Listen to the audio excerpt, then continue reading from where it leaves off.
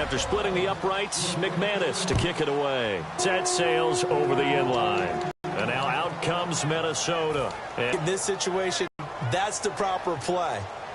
But we do know there's some risk takers out there that may want to take one more shot before the clock runs out. Left, left, left, left. Here we go now. Green, 90. Black 58 rail. Black 58 rail. Black 58 rail. Here we go. Blue 45. Blue 45. Black 58 rail. Zing, zing, zing. Here we go now. They'll run it now out of the gun. And he'll get this one up to... And now the Broncos will burn another timeout here. So that means they're down to one remaining here as we head toward halftime. Ready. Green. Black 58 rail. Final play of the half. Bradford. And in stages of the first half. That late in the clock, second quarter, why not just run it a time or two and get it into the locker room? What you're saying makes absolutely perfect sense. Run it and get out of there. But I'm just wondering if the pressure of today's NFL and the high-powered offenses that you're facing may force them into saying, let's try and get some more points. They'll throw now on the final play. Oh, the ball comes out on the hit, but they'll say it's incomplete. Time for a break. We've hit halftime. 2 quarters down. 2 still remain. We step aside. This is the NFL on EA Sports.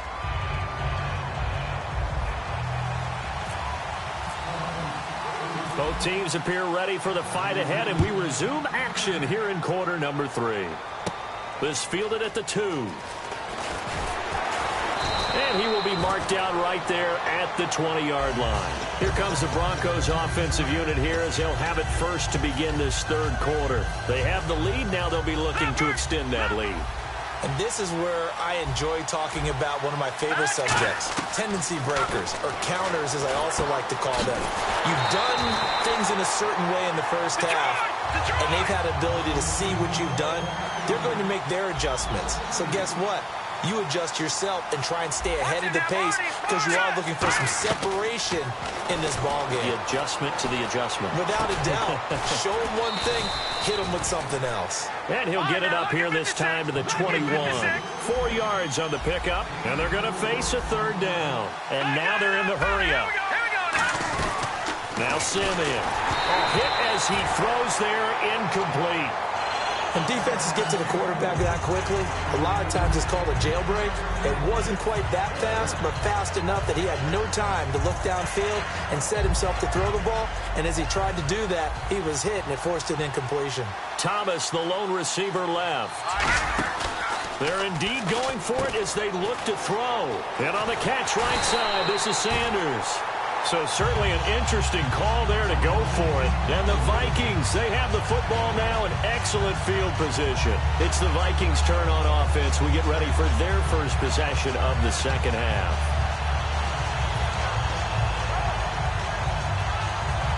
Start this drive from here.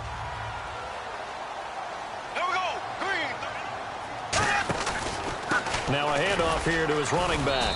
And he'll get this one down to about the 27. Just a yard on the first down carry, so it's 2nd and 9. And after the play on the ground, that brings up 2nd down here. And the offense moving quickly to the line. Now Bradford on 2nd down. And a quick throw here, that's complete. No gain on that one, and it's going to bring up a 3rd down. Now, the old pass completion for no gain, not something you want to call up out of the playbook too often. Yeah, most offensive coordinators don't have that on their play sheet, so they've got to go back and scramble after this one. But right now, with what they're telling receivers about making sure you take care of the ball in open field, sometimes the fighting for extra yardage doesn't come as a result. That and good tackling can lead to no yards gained. So out comes the field goal team now for the second time here today. He hit his first one, this from 44 yards out now. And this will not have the distance to get there. Short, no good, just under the crossbar. And this score will stay right where it is. Well, close game, second half. You obviously hate to leave 3 out on the field. Especially in a game like this when you know points are hard to come by. That was one of their best opportunities so far, and they come away with nothing. Possible run anticipation here as the D-line sandwiches together. They run it here with Thompson. And hard running's going to get him over the 40 to the 42. Just what you want on a first down run. Call it 8 yards. And it's 2nd and 2. And now it looks like they're going to be in the hurry-up. Back to throw here. And hauled in here by Jordan Norwood. It'll go as a gain of 6 that time, and it moves the chains as well. He had time, was able to survey the field and find a soft spot in that zone coverage. And that's where it gets difficult for a defender, Brandon. You go to your spot. And no escaping this time as he'll go down. They got him for a sack. Anthony Barr from his outside linebacker spot, forcing the sack for a loss of 8. And they're going to speed things up here. He'll look to throw. Being chased out left. And he almost had it defensively. Could have been a game changer there in this second half. Instead, it's 3rd down. Tremendous coverage there. Just did not catch the football and complete the interception. But what do they say all the time? If he had really good hands, he'd be playing offense. Defense really showing respect to the deep ball here, playing off the receivers. Detroit!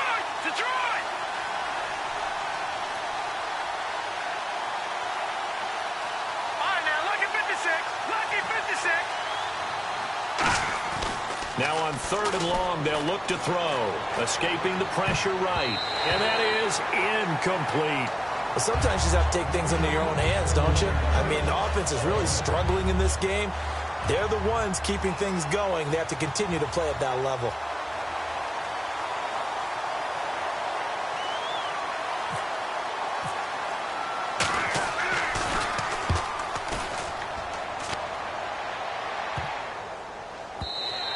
And he couldn't get it to check up. That kicks all the way into the end zone for a touchback. And now out comes Minnesota. And the last time that they were on the field, a little demoralizing. Missed field goal. You know, always feel like you want to get it in the end zone, but then, oh, well, at least we're going to get 3. Didn't go through the goalpost, though. It does test the mental processes of a team, though, doesn't it? Because we've seen games where it comes down to stretch, and guess what? You need that guy to make the big kick for your team to move on or to win a game. Make sure you keep him happy. Make sure you keep him comfortable. I'm sure you always treated the kicker nicely, though, right? You know, truthfully, I did. Good. I always did, because those guys, they won us a whole lot of games. In motion left here, one of their tight ends.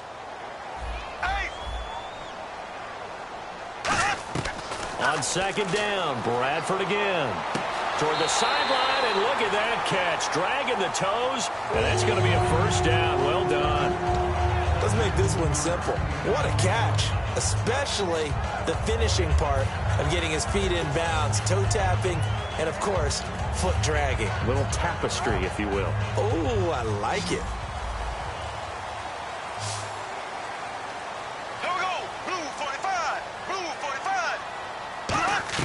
A 1st down throw for Bradford. He's going to loft one deep left side here. And he's going to be intercepted a 3rd time. It's Chris Harris with a pick. And a big turnover there as his guys will get the football back. The Broncos offense now gets ready to head back onto the field. They've got the lead. Last time had to punt it, though. What's the key to this drive? I think it's leverage. Leverage. Big guys up front. You know the motivational speech on the sideline is, guys, give us an opportunity. Protect the passer, create space for our runners, and let's go ahead and get these guys. Low man wins. Let's go do it on this drive. We'll watch that leverage on this drive. All right, partner, I want to check in on a talking point we had week 1. Dark horse playoff contenders. You threw out Oakland and Jacksonville. Oakland's still looking good. But they're living up to a tie for first in the AFC West. How about Jacksonville? Really struggling right now at 2-7. I don't know what they're going to do to bump things up. But how about the NFC West? The Rams said they weren't going to be 7-9 this year. They're 4-5, but they need to make their push starting right now. And no one talked about Detroit in the preseason. Matthew Stafford and the Lions are 5-4 and ahead in the NFC North. And the play goes for 19 yards, gives them a new set of downs. A nice job there, Charles. They picked up the blitz, were able to complete the pass. That had the total feel of a quarterback in control. Red blitz, got him into the right protection scheme, so he doesn't get hit back there. He's got a chance to step up with supreme confidence and deliver it downfield for a nice completion. Good throw, good catch, but I really like the route. The drag and being able to run away from defenders, hard to stick with them for that long. Yeah, better against man than zone, or? Better against man, because now you're running away from someone and you're not running into a defensive player in another zone. Looking to speed things up here, going with some tempo. Simeon. He's going to launch this thing way downfield. And incomplete, he dropped it in the end zone.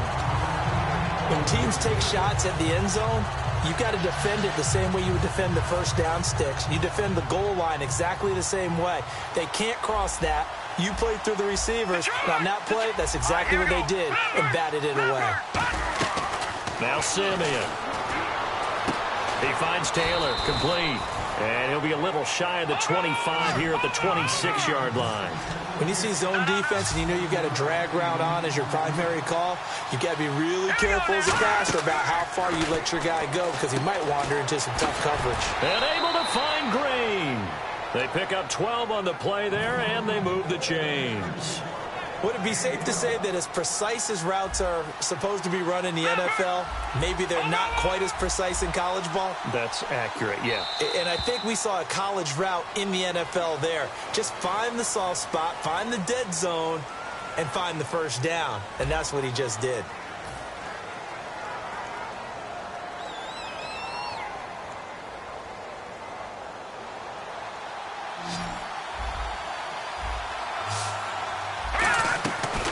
To throw now on first down. Oh, he had 6 points in his hands there. Couldn't hang on. Second down.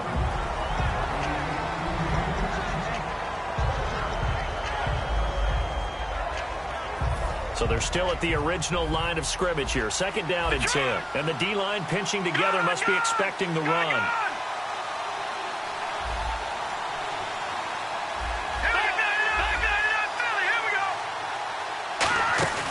They'll run it now out of the gun. And he is going to lose yardage here. He lost 2 there, and it's third down. They're going to hurry back to the line now. The fourth quarter here, they've got the lead. They want to keep it on the ground. That's what they're doing. Smart football. Keep the clock grinding, keep it going. But you got to figure now, they're going to see more people. And this is caught for a Bronco touchdown. Demaryius Thomas, a 15-yard touchdown grab. And the Broncos will add on to their lead. And they use that height on the outside to get the score. We've seen the evolution of the wide receivers. They've gotten taller and taller, but they've retained their quickness and their speed. It's a lethal combination. Always good to have wide receivers with height. After the touchdown, here's McManus now to kick it away. That's fielded in the end zone. And he'll get across the 20 before he's brought down at about the 23-yard line. And now out comes Minnesota. And following the interception, we'll see what they can put together on this drive. I can hear my old college coach right now. He always used to tell us before every game, the team making the fewest mistakes will win. What they're hoping is that that last mistake is their only one of the game. Coaches, that's all they talk about, turnovers, right? Minimizing those and maximizing opportunities. Call it a gain of 5, and it'll bring up a second down. And they're going to hurry back to the line now. A good start there on this fourth quarter drive. They need more of what we just saw. Down a couple of scores. There's still time, all right? It's not like they're totally out of it, but they have to score quickly, and they're going to need...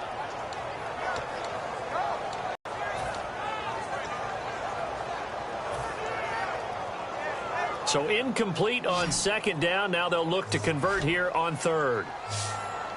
Here we go now. Green, 90. Kyle Rudolph, the tight end, in motion. So. Bradford from the gun on third down. Looking for his running back, and he's got him. It's a 7-yard gain there, and it's good enough to move the chains.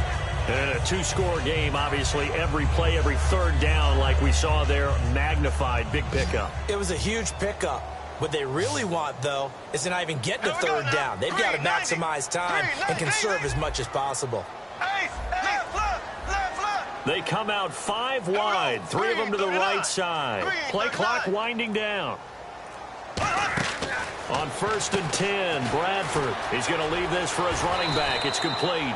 And he's brought down. They give him 14 yards that time and a fresh set of downs. It appears they found something that's working, and they keep going back to it. I guess you can actually say he has the hot hands now, doesn't he? Yeah, well, it's one thing to hit your guy out of the backfield once, hit him a couple times. Yeah, you're right. Maybe they're onto something. And I think a lot of that is simply if you get it to him in space, more times than not, he's going to get more yardage than you expect out of each play. And the play clock's running down. Throwing. Bradford finding time. He'll rifle this one deep right side. Stephon Diggs, his intended receiver. And it's 2nd down. One thing I know from experience is that when the deep ball is thrown and you're the defender, you've got to fight that little bit of panic that emerges. You've got to play the ball really well. It's a 50-50 jump ball play. And guess what? They took a shot. How are you going to win it? And in this case, they managed to get it done.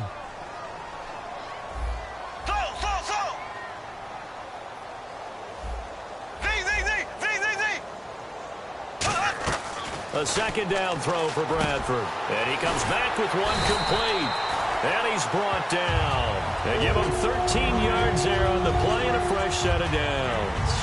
That was a nicely run slant route, and what the receiver's trying to do is make the defender think he's going upfield for a deeper route and then breaks it off, usually after about 3 to 4 steps, and cuts towards the middle of the field. And now what he's trying to do is use his body to keep the defender away from the football and give the quarterback a really nice target. Bradford now to throw on 1st down. He couldn't quite hold it. Got hit. Ball pops out. Incomplete.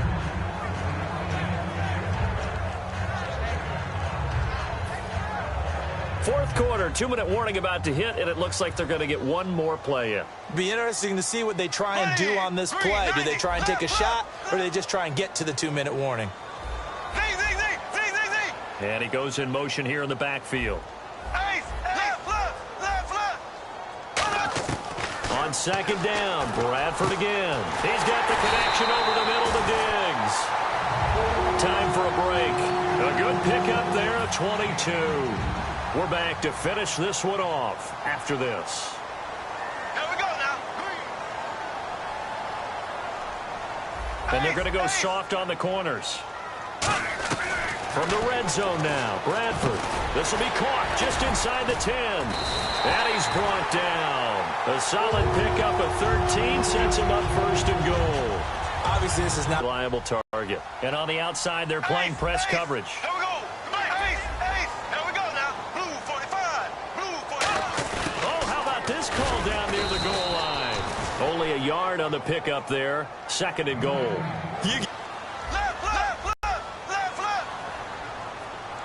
Second and goal from the 2-yard line. And they'll bring him down after just a short pickup. Call it a gain of a yard as they get a little bit closer here. It's 3rd and goal. A lot can go wrong when you call a play like this down in the red zone, but that's where you appreciate this from your head coach. He's not afraid to trust his guys to do the right thing. And as a player, that means... And he takes this one into the end zone, and all of a sudden, here in the final minute, things get a little bit tighter. And there's the touchdown that they needed, so they'll celebrate. But the guys on the sidelines, they've got to stay focused. The onside kick team, they need them to get the ball back. Yeah, part one of the equation done. Now they need to convert and get that onside kick. Now the Broncos are going to take a timeout. It's just their first. They've got 2 more to use here in the final stages.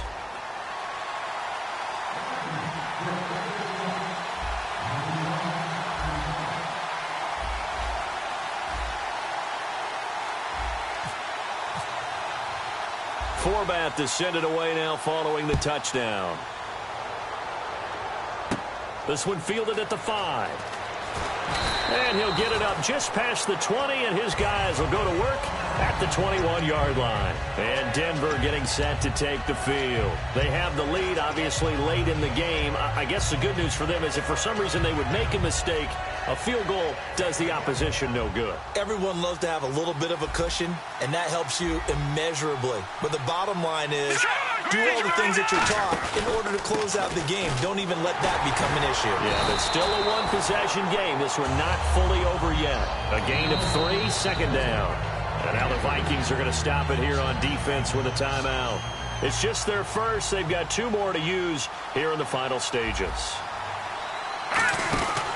Again, a run with Thompson. And some room to roam now. And he'll get it up near the 35, right at the 34 here. They get 9 out of that one, and as a result, the drive continues. And the offense lining up 1st and 10.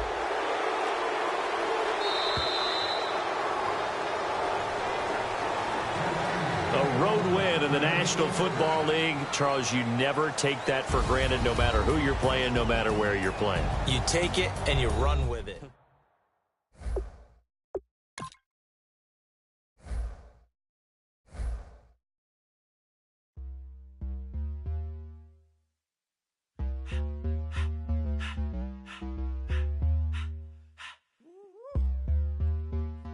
All up in my face, you're not from the clique.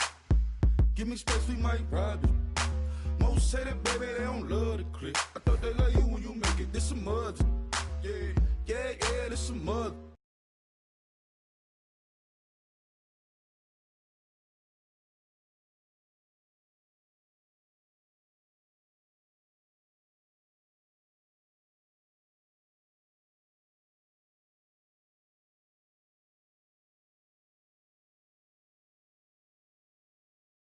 This don't mix, so I'm brotherless. Trying to get